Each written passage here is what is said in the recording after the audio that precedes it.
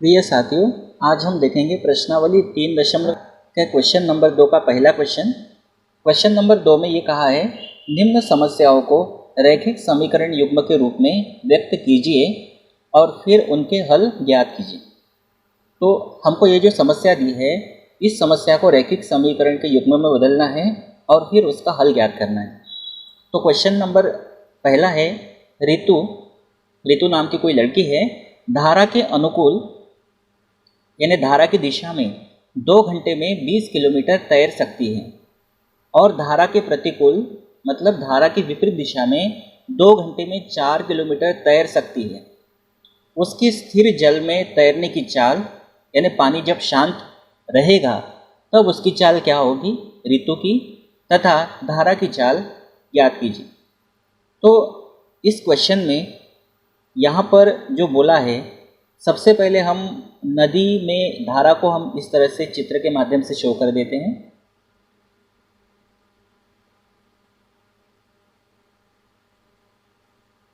ये इस तरह से हमने धारा को दिखाया। मान लीजिए जो धारा है उसकी दिशा ये है, ये धारा की दिशा है। अब ऋतु धारा के अनुकूल, अब ऋतु को यहाँ पे बना लेते हैं इस तरह से। ये हमने बना लिया ऋतु को। तो ऋतु धारा के अनुकूल मतलब जिधर धारा जा रही है, जिधर धारा गति करेगी, धारा के अनुकूल मतलब धारा की दिशा में 2 घंटे में 20 किलोमीटर तैर सकती है। मतलब जब इधर वो तैरती है, जिधर धारा चल रही है उधर वो तैरती है, तो वो धारा के अनुकूल कहलाएगा और 2 घंटे में 20 किलोमीटर तैर सकती है। तो ये कब की बात है? जब ऋतु धारा के अनुकूल तैरती है।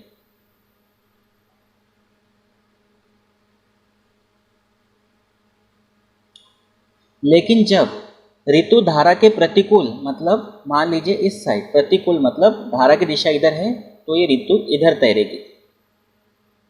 धारा के प्रतिकूल अगर वो तैरती है, इसको हम लिख देते हैं इधर तैरेगी मतलब धारा के प्रतिकूल।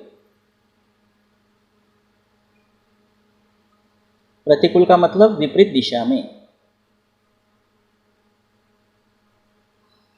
तो प्रश्न में ये बोला है कि जब ऋतु धारा के अनुकूल तैरती है तो 2 घंटे में 20 किलोमीटर तैर सकती है।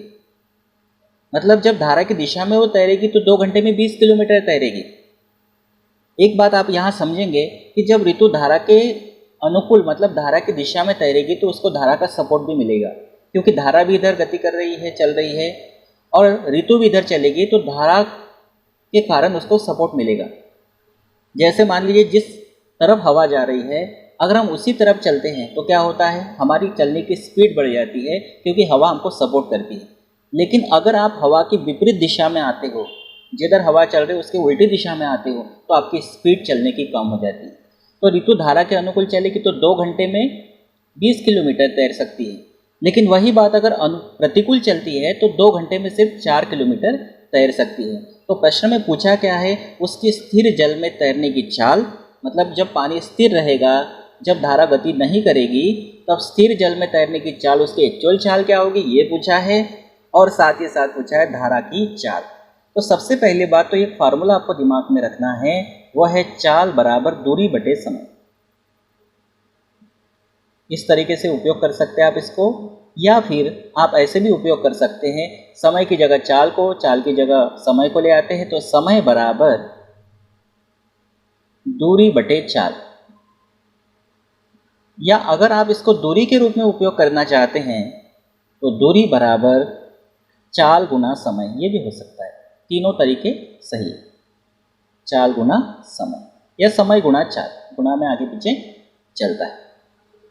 तो इस तरह से क्वेश्चन को आपने समझ लिया। अब हम क्या करते हैं, प्रश्न में जो बोला है उसको मान लेते हैं। स्थिर जल में तैरने की चाल ऋतु की मान लेते हैं x और धारा की चाल मान लेते हैं y, और हम जानते हैं चाल बराबर दूरी बटे समय, और दूरी का मात्रक यहाँ किलोमीटर है और समय का मात्रक यहाँ घंटा यानी कि आवर है, इसलिए चाल को हम कहेंगे किलोमीटर पर आवर या किलोमीटर प्रति घंटा कह सकते हैं।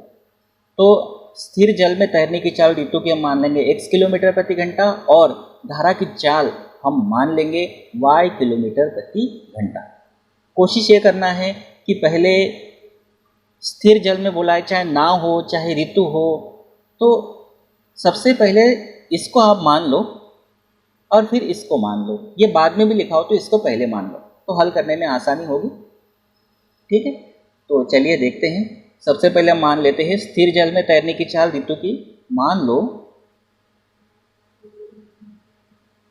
ऋतु की स्थिर जल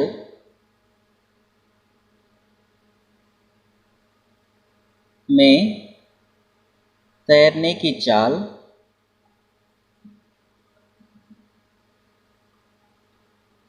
बराबर x किलोमीटर प्रति घंटा तथा धारा की चाल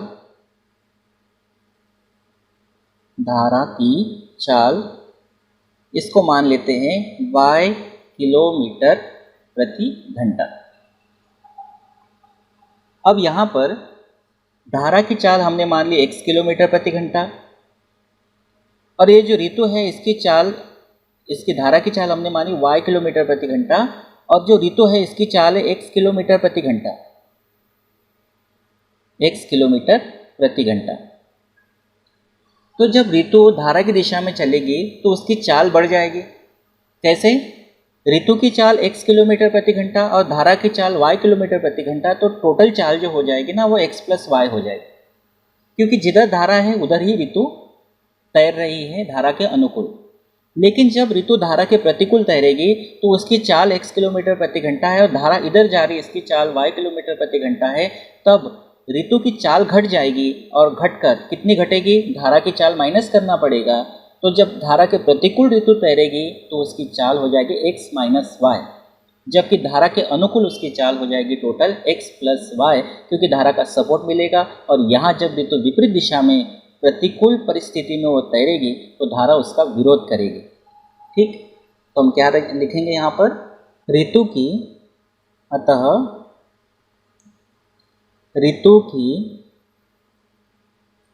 धारा के अनुकूल चाल कितनी हो जाएगी? जब ऋतु धारा के अनुकूल चलेगी तो उसकी चाल हो जाएगी x प्लस वाई, चाल का मात्रक किलोमीटर प्रति घंटा, तथा ऋतु की धारा के प्रतिकूल यानी प्रतिकूल चाल, तो ऋतु की चाल में से धारा की चाल करेंगे माइनस, क्योंकि विपरीत दिशा की बात हो रही है, तो x किलोमीटर प्रति घंटा। ठीक, अब चलते हैं प्रश्नानुसार।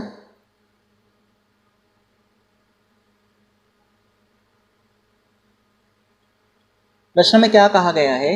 ऋतु धारा के अनुकूल 2 घंटे में 20 किलोमीटर तैर सकती है। चाहो तो हम ये वाक्य लिख लेते हैं। देखो, प्रश्नानुसार हम केस फर्स्ट ले लेते हैं। पहली स्थिति है ये, लिखते केस फर्स्ट। क्या बोला है केस फर्स्ट में? कि ऋतु धारा के अनुकूल 2 घंटे में 20 किलोमीटर तैर सकती है। ठीक है, ये वाक्य नहीं लिखा तो भी चलेगा, तैर सकती है। तो फार्मूला जो हमारे पास है उसको लगाते हैं। चूंकि हम जानते हैं चाल बराबर दूरी बटे समय।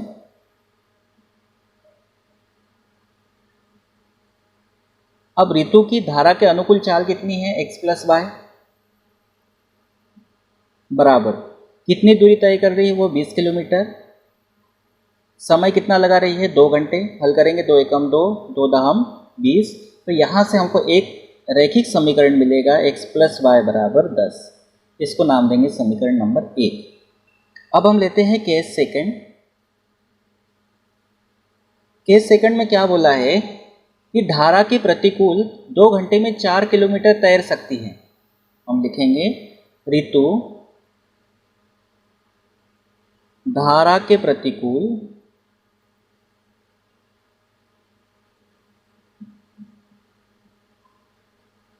दो घंटे में, समय उतना ही है, 2 घंटे में 4 किलोमीटर तैर सकती है।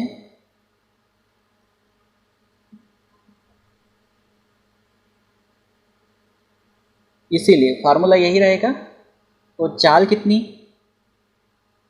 धारा के प्रतिकूल चाल हमने कितने निकाली है, x माइनस वाई। तो यहाँ लिखेंगे x माइनस वाई बराबर दूरी कितनी, 4 किलोमीटर, समय कितना, 2। तो 2 एकम 2, 2 दूनी 4, यहाँ हो जाएगा x माइनस वाई बराबर 2, समीकरण नंबर 2। अब हल करना बहुत आसान है, आप विलोपन विधि लगा के आसानी से हल कर सकते हो। तो हम लिखते हैं विलोपन विधि द्वारा।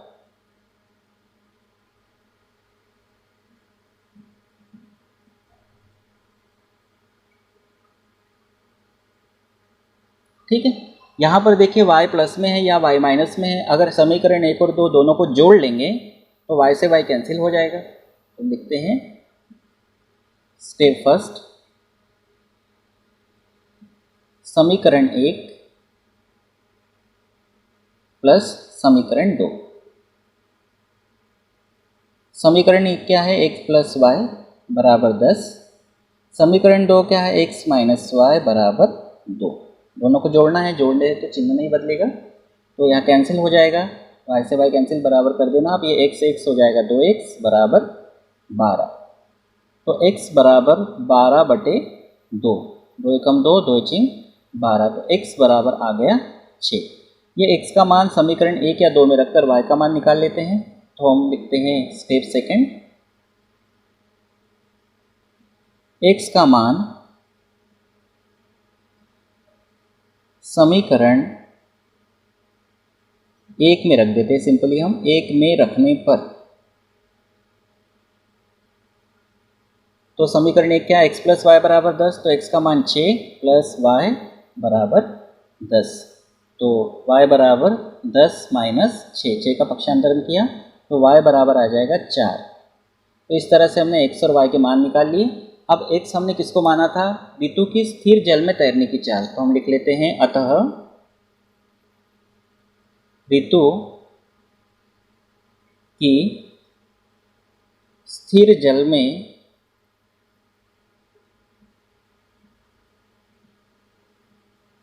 तैरने की चाल